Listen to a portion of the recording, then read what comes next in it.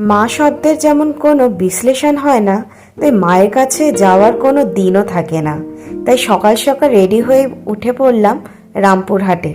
হ্যাঁ, ঠিকই ধরেছো বন্ধুরা, গেছিলাম মা তারার কাছে। একেই ছিল শনিবার, তারপর ছিল বিপত্তারিণী পুজো, প্রচণ্ড ভিড় ছিল। যাই হোক, মোটামুটি 10টার মধ্যে পৌঁছে গেলাম রামপুরহাটে। আর গিয়ে একটি হোটেলে উঠলাম।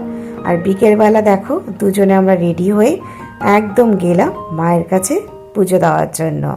ভিড় যা ছিল, তাই ভিআইপি লাইনে অগত্যা না ভেবেই গেলাম দাঁড়িয়ে। আর দেখো, দেখতে দেখতে গেলাম মায়ের কাছে। যাই হোক, অবশেষে তো দেখা মিলল মায়ের কাছে। তাই সবাই মিলে এক কথায় বলো জয় মা তারা।